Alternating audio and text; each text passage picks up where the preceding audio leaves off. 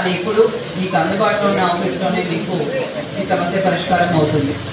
ఒకవేళ తహసీల్దార్ ఇచ్చిన ఆర్డర్తో మీరు సంతృప్తి చెందకపోతే ఆర్డీఓ ఆఫీస్లో కూడా మీరు దరఖాస్తు చేసుకొని అప్పీల్ వేయాలి. అప్పీల్ వేసినచో ఆర్డీఓ గారు అవన్నీ కూడా పరిశీలించి పరిష్కారం చూపించడం జరుగుతుంది.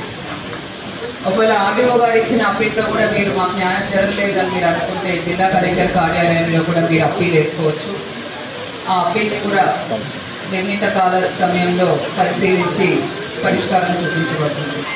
ఈ విధంగా సివిల్ కోర్ట్స్ని ఆశ్రయించకుండా కేవలం మన రెవెన్యూ కోర్ట్స్లోనే ఎంఆర్ఓ ఆర్డీఓ ఆఫీస్లోనే మీకు చాలా వరకు సమస్యలు పరిష్కారం అయ్యే విధంగా కొత్త చట్టం ఏర్పాటు చేయడం జరిగింది.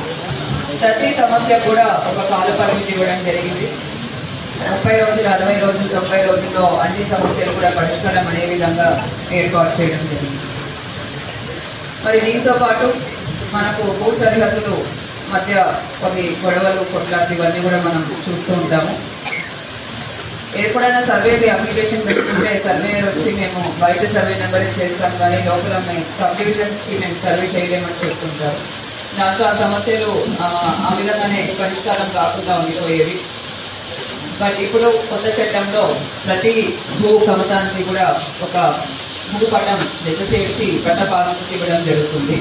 జియో కోఆర్డినేట్స్ అంటే లాటిట్యూడ్ లాంగిట్యూడ్స్ కూడా ఫిక్స్ చేయడం జరుగుతుంది. ఈ విధంగా చేయడం వల్ల ప్రతి రైతుకి కూడా వారి భూమి ఎక్కడుందో తెలుస్తుంది. ఇతర రైతులు ఎవరైనా గొడవ పడినా కూడా సర్వేయర్ వచ్చి ఈ భూమి మీది, ఈ భూమి మీది అని పట్టాలు ఉంటాయి కాబట్టి అవి చూసి చెప్పడానికి ఉంటుంది.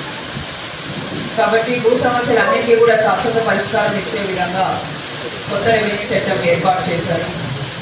దీంట్లో ఉచిత న్యాయ సేవ పేద ప్రజలకు, మహిళలకు, షెడ్యూల్ కులాలకు, షెడ్యూల్ తెగలకు కూడా ఉచిత న్యాయ సేవ ఇచ్చే విధంగా కూడా ఈ మన చట్టంలో ఏర్పాటు చేయడం జరిగింది.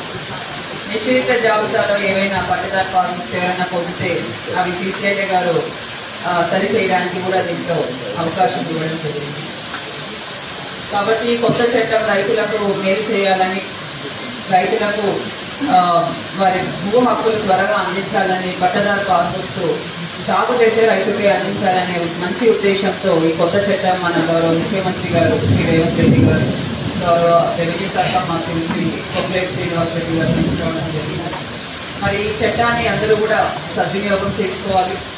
రెవెన్యూ యంత్రాంగం అంతా కూడా గ్రామాల్లో ఉన్న రైతులకు, ప్రజలకు ఈ భూభారతి చట్టం మీద అవగాహన తీసుకురావాలి. పోస్టర్స్, పాంప్లెట్స్ అందుబాటులో తీసుకురావాలి. అలానే భూ సమస్యలతో మన ముందుకు వచ్చినప్పుడు తప్పకుండా అవి త్వరగా పరిష్కరించాలి. ఫీల్డ్ ఎంక్వైరీ చేసుకొని రెవెన్యూ రికార్డ్స్ అన్ని కూడా పరిశీలించి వారి భూ హక్కులు త్వరగా